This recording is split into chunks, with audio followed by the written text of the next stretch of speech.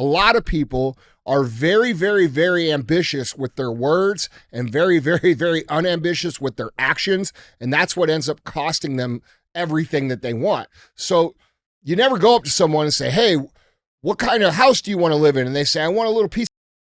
Everybody wants a nice house. Everybody wants a nice car. Everybody wants a nice life. So you can't expect all of these people's words to line up with their actions. So you have to be able to see, is this person really living the message that they say they want? Are their goals really their goals, or are they full? And that's where we have to get to. And you get there by paying attention to them. What is up, guys? It's Andy Frisella, and this is the show for the realists. Say goodbye to the lies, the fakeness, and delusions of modern society, and welcome to reality. It just doesn't have the same. It ain't the same. It's not the same. No, that was Wish.com Temu bullshit. Welcome to reality. How about that? That's better. All right. Today we have Q&AF. That's where you submit the Qs, and we give you the AFs. Now, you can submit your questions a couple different ways. The first way is, guys, email these questions into askandy@andyfrisella.com. Or do we have a disruption? Yeah, this nigga just burped while I'm fucking trying to read the tag. That's not a valid disruption. Or you can go on YouTube in the comment sections on the Q&AF episodes and put your questions in there, and we'll pick some from there as well. You guys got me all messed up now. All right. All right. We got real talk. Intestinal issues. This is the worst intro ever. Throughout the week, we like to start the week off with some good personal development, how to be better type content. But throughout the week, we're going to have different kinds of content. We're going to have shows within the show. All right. We're going to have real talk. Real talk is 5 to 20 minutes of me giving you some real talk. Then we're going to have CTI. That stands for Cruise the Internet. That is becoming our most popular show. Mm-hmm. We put up topics on the screen. We talk about what's going on. We speculate on what's true and what's not true. And then we talk about how we, the people, all of us, have to solve these problems going on in the world. Other times we have 75 hard verses. 75 hard verses where someone who has completed the 75 hard program, it is not a challenge, it is a program, comes on the show, talks about how they were before, how they are now, and how they use the 75 hard program to get control of their life. If you're unfamiliar with 75 hard, it is the world's most popular mental transformation program, and it is free. It is the initial phase of what's called the Live Hard program, which is a year-long mental toughness training program that is designed to keep you sharp every single year. It's designed to be repeated year after year after year. It's the only program of its kind, and you get it for free at episode 208 on the audio feed only. Now, there is a book. The book is available at andyfrisella.com. It's called The Book on Mental Toughness. It will cover the entire Live Hard program and 10 extra chapters on mental toughness, why it's important, why you need to cultivate it, and how to cultivate it, along with case studies of very famous people that you know who talk about how they use mental toughness to become who they are. Now, one thing you're going to notice about our show is we are one of the only shows that does not run ads. I'm quite certain that we are the biggest show in the world that doesn't run ads. And I don't do that because I have real businesses and I'm a successful person, and I don't want to take money from people that are going to try to tell me what to do. I do this out of service. I do this to get the message out, and I don't want to be censored. I don't want to be controlled. I don't want to be leveraged. And for exchange for that, we have this thing we call the fee. The fee is you got to help us get the show out, all right? You got to share the show. We're constantly battling censorship, traffic bans, traffic throttles, and we need your help to get the show. So the show makes you think, it makes you laugh, gives you a new perspective. It's something that you think needs to be heard. Do us a favor. Help us get the show out there, and don't be a hoe. Share the show. All right. What's up, dude? What's going on, brother? Another man. Yeah. What's up with you? Hey, man, you know. What? Yeah. Yeah. I heard. Got my pool together. That's what I heard. Got my pool together. So when is the retreat? The retreat. Whenever you come over. Okay. Well, how much is it? We got to tell the people, bro. You got to tell them the details. So it's people might want to come. If you guys order, today's Monday, so you guys have yeah, okay. So Monday, it is $997. Okay. But you want to make sure you order it, order your ticket Monday, because on Tuesday it'll be $10,000. 10 grand? Yep. 10 grand? Mm-hmm. Well, what's included with that? I'll probably throw something on the grill, but mainly we'll just get in the pool. And it's not a heated pool, so we'll have to heat it ourselves. Oh, got it. So drink a lot before we come over. Drink a lot. Okay. Drink a lot. Yep. Yeah. And but we'll be in the pool, and we'll find our inner selves in the pool. Find each other's childs inside of each other. Find the children. Is crying involved? There'd be lots of crying. If you don't cry, you didn't even go. Let's be honest. If you don't cry, you got to leave. For sure. Okay. All right. Well, I'm in. When are we doing this? It'll be. This sounds amazing, bro. I think it's going to really help my trauma. I hope so. Yeah. I hope so. And if it doesn't, then it definitely wasn't the retreat that didn't fix it. No, it was you. You're just too messed up. That's what it was. Yeah. You didn't cry. You just got to come more. Mm-hmm. Yeah, come to the next one. Yeah, I got to come to the next one. Yeah. Yeah. That's fucked, man. Yeah, that's how it works. That's so fucked. Hey, if the first time, sometimes it takes once a week for 2 years, $10,000, man. Sometimes, man. I mean, hey, what's your mental health worth? It's an investment. That's right. An investment. It's not a sacrifice. It's an investment. Max out those credit cards as an investment. That's right. If your credit cards are max out your kids' credit cards. Well, that's a tough spot for me. What? Because that happened to me as a kid, actually.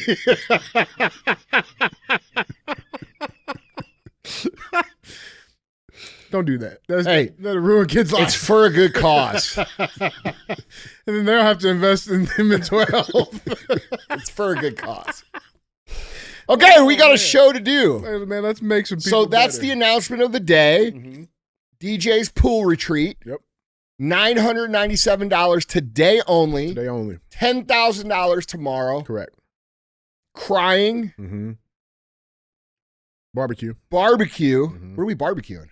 I do a Wieners? Well, we'll throw some glizzies on the grill. Some glizzies. Yeah, we'll throw some glizzies out there. Glizzy glizz. Yeah, we'll have some glizzies. All right. There'll be plenty of glizzies. All right, for real. Put your game face on. Mm-hmm. I'm coming to the party. Oh, man. All right, man. Let's get into this. All guys. right. Andy, I got 3 good ones for you, man. Let's knock these out. Guys, Andy, question number 1. Thank you for the show. It's really the sole reason I make it to the gym the majority of days. I'm a commercial insurance broker and struggle motivating the account managers my company hires and assigns to me. They are awesome people, smart, loyal, have the ability to understand things, but I have to tell them basically to do their job, what they need to do, when to do it, how to do it. I've made checklists. I've invested hours teaching them the why, the how, always including the benefit to them long term for living up to a certain standard of service and catching up on their work and receive positive feedback. But these people are just always behind. And I'm always picking up their slack, doing the job for them instead of doing what I'm great at, which is nurturing existing relationships and developing new relationships to land more clients. I desperately need advice on how successful entrepreneurs get through this phase by sucking it up and being there for their team, but with what strategy to come out on the other side with a competent team that knows what they're doing. Andy, any feedback on this? What we got?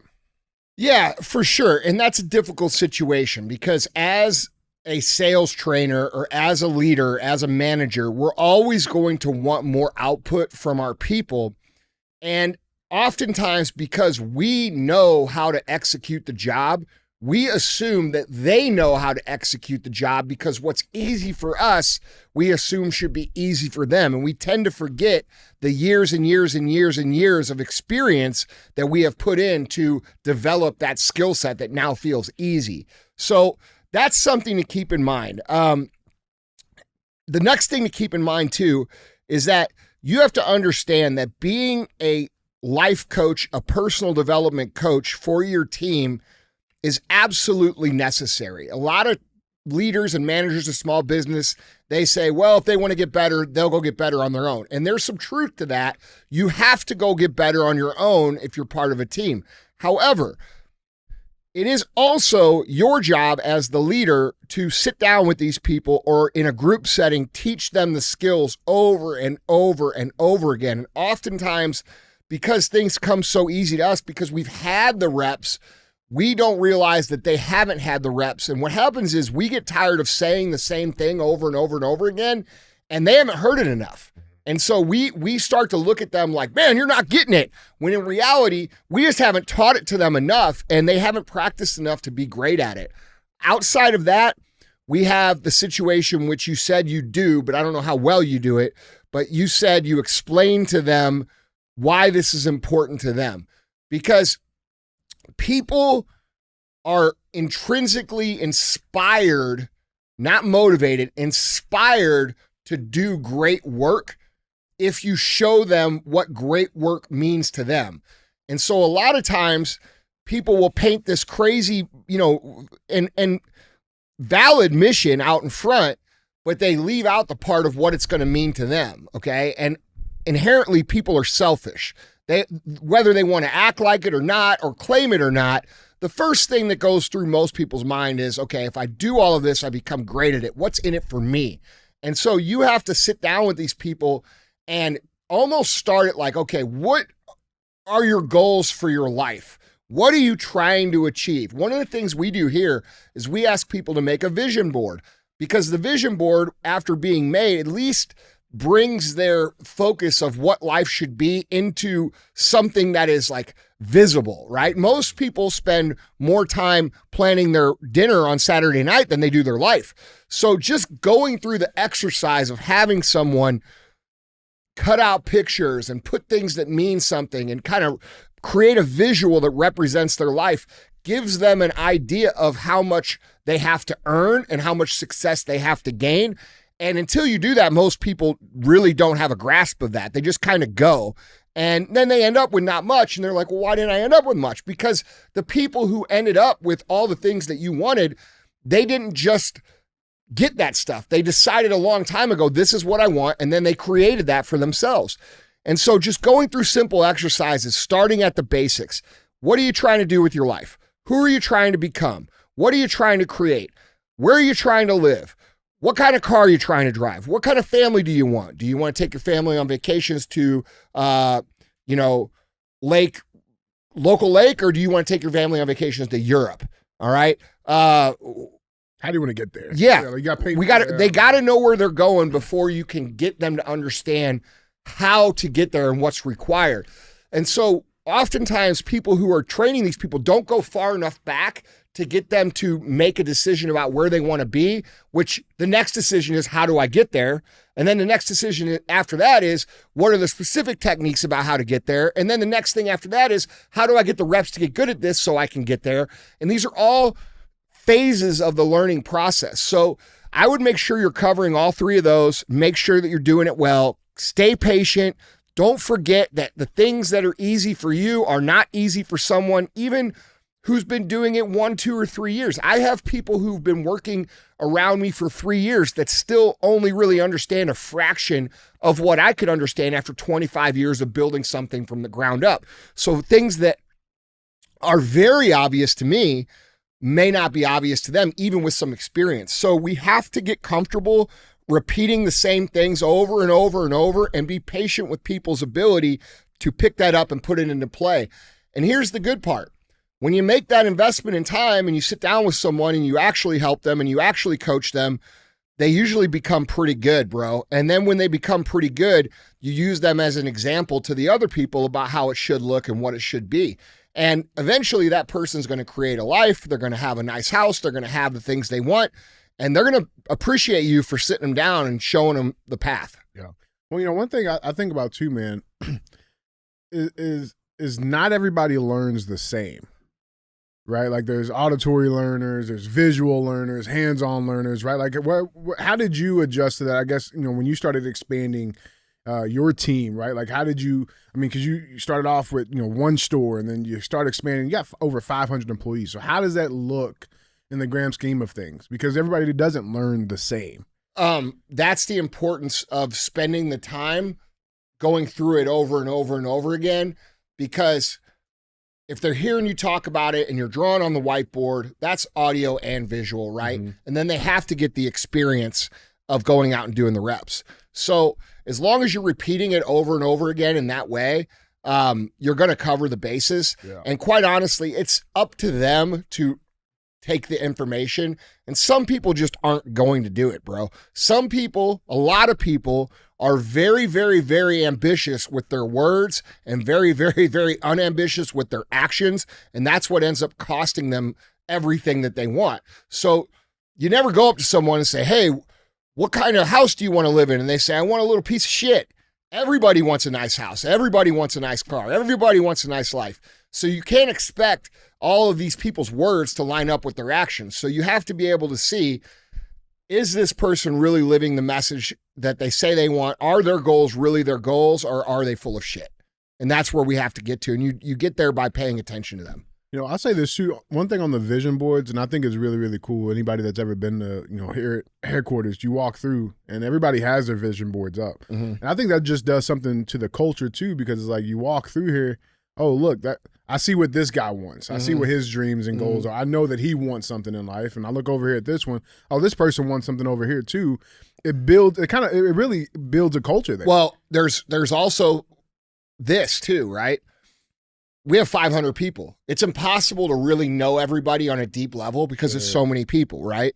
So all of us sort in a big organization, you have your little groups. You know these 10 people, these 10 people, these 10 people. I try to know everybody the best I can, but it's a lot on top of everything else, right? So one of the cool things about a vision board is that people over here in this department, people over here in this department can connect over the things that are on their board because they're like, oh, dude, you like that car? That's one of my favorite That's exactly cars. what I want. Dude, oh, you like that kind of house? I love that kind of house. And it creates these little conversations that do, like you said, help glue the culture and create better relationships inside the building. Yeah. I love that you address the point of most people are in it for selfish reasons, and that's okay. It is okay. From a leadership standpoint, you gotta learn how to mold that. Yeah. That's right. Bro, listen, it's totally okay that you're supposed to.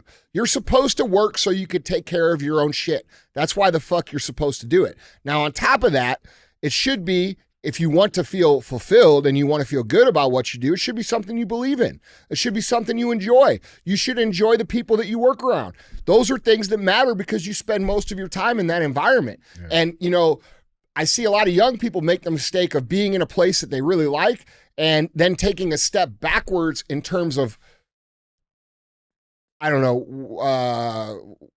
quality of life to make $1 extra over here, right? Temporarily.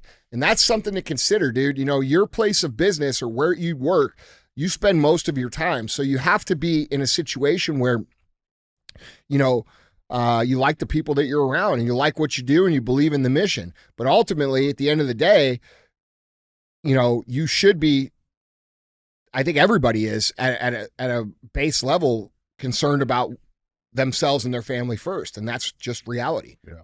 And the people that try to paint it as not that, are highly manipulative. You know what I'm saying? Like there's a lot of owners and leaders and they try to act like it's not that way. No, it is that way. It's fucking that way, bro. And that's okay. Like that's how to use that and make the shit work. Yeah. My job is to take your goals and your dreams and figure out how to make those a reality in here. And then once we figure it out together, I say, hey, this is what you got to do to get there.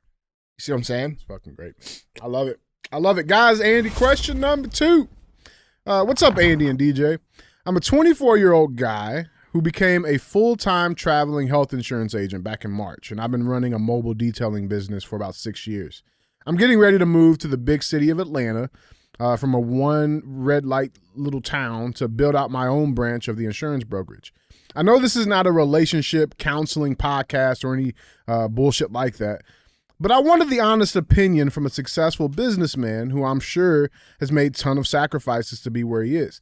I've been in a relationship for about a year with a girl who lives about 2 hours away from me now that I was consistently seeing biweekly. But since starting insurance, I've rarely been seeing her due to the fact that I travel every week or two out of state. Now that I'm moving and she's not ready to make a big move, I have a choice to make. Either I stick it out with her and put in the extra effort to go see her and take time away from both of my businesses, or I move on and put the extra effort to build up my detailing business as an insurance company in my new city. I guess what are your thoughts on this? a young man trying to drive and feels like he's being held back on a relationship basis. What's your thoughts on that? Well, it's hard for me to know the context because, if this person is highly supportive of what you do and they contribute and make your life better and they make your journey easier and you have a healthy relationship, that would be a totally different answer than what I'm about to give. What I'm about to give is the answer for the general situation that these young men find themselves in. All right. So this could be the one. All right. This could be your queen or whatever the fuck you want to call it. You know what I'm saying? That's what everybody says these days. Queen. I think it's ridiculous. Yeah. However, it is what it is. But I'm going to assume it's not because I think more men in this situation need to understand the reality of this situation. Okay. You're 24 years old. You're trying to build a business for yourself. It's hard to build a business. It's hard to build a life. As a man, you will be valued based upon the results that you produce in that area. That's just the truth. Most of a man's love and appreciation comes from the utility the man has. Can they provide? Are they capable? Do they protect the family? And whether we want to say it's all these other things, it's still those things. And that's reality. So you might be told it's all these other things, but I'm here to tell you that's what it is. Come find me in 10 years and tell me I'm wrong. All right. Here's the other thing. It's very, very hard to do. You're going to need all the energy that you can possibly put together to make this work and make it successful. And the reality of the situation is that your selection pool for potential partners is much more limited now than it will be in 8 to 10 years when you've put that time in and you've become successful and you are a man of means and utility and you can provide and you can protect and you become a more desirable mate.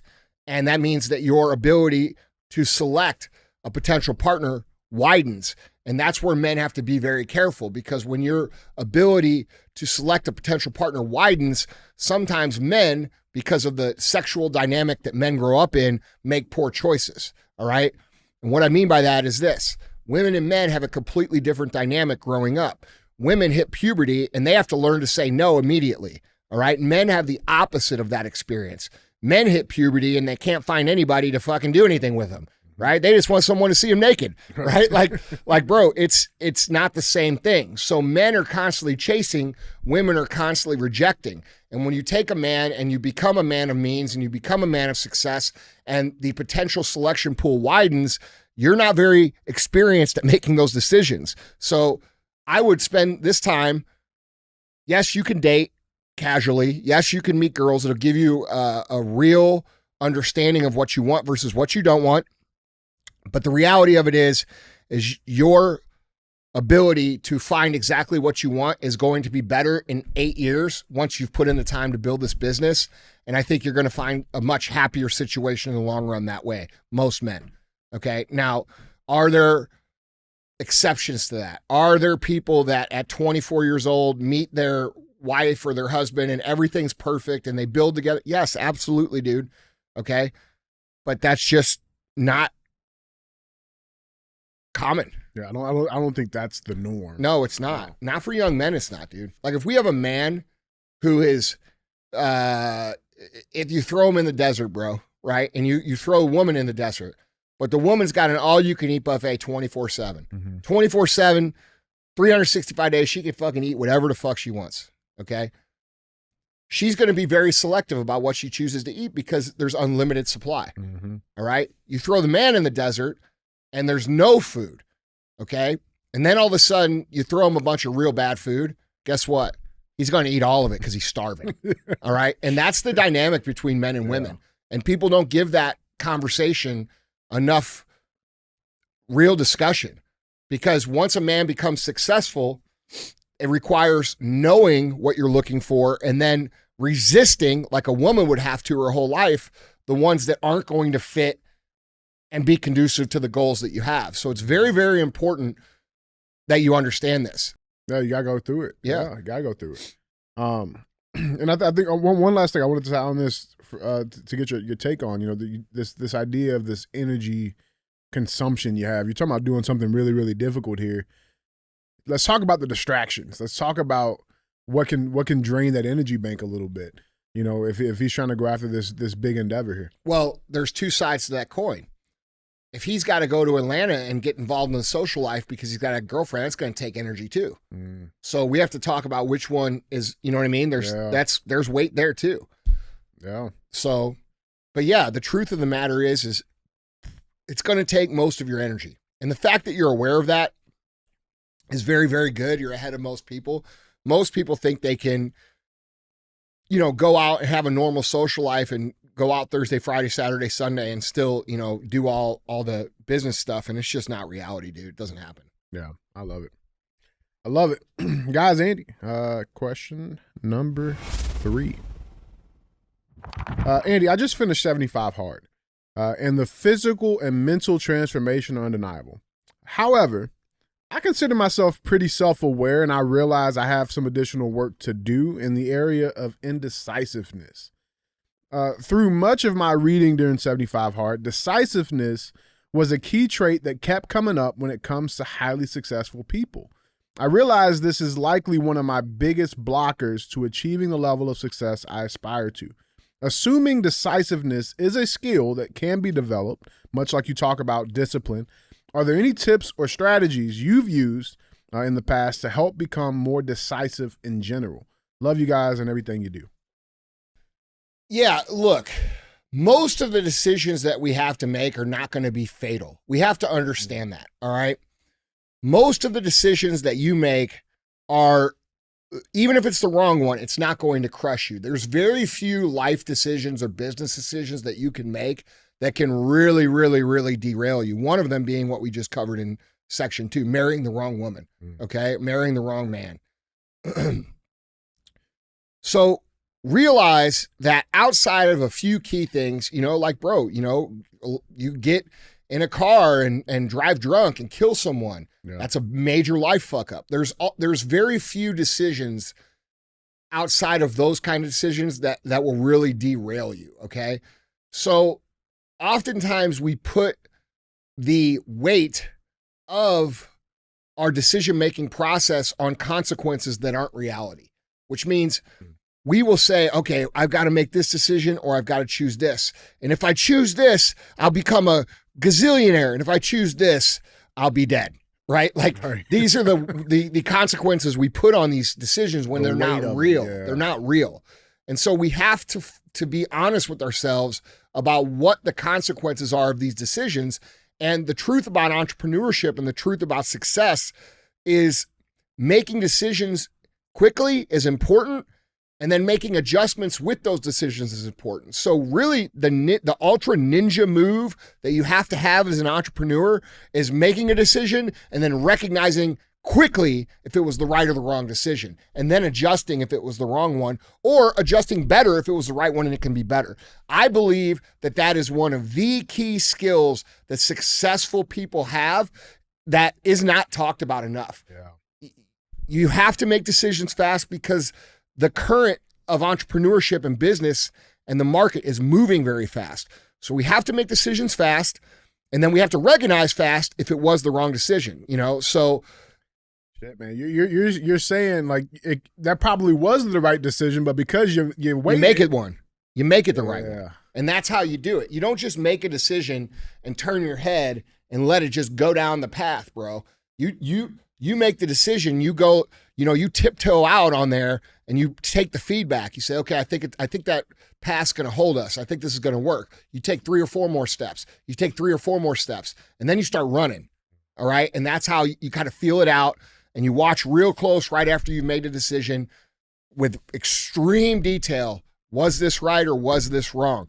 And if it gives you indicators that it's wrong right away, you have to like see if it's wrong twice or 3 times, because it could be just that one guy or that one person or that one thing. So you want to be quick, but not too quick. And right. I know this is super confusing, but this is an art form. All right. And this is something that you learn from doing this over and over and over again. So having a nuanced approach to decision-making that's not black and white, and the ability to observe feedback and adjust the feedback quickly I believe is one of the most important entrepreneur success skills that you could possibly possess.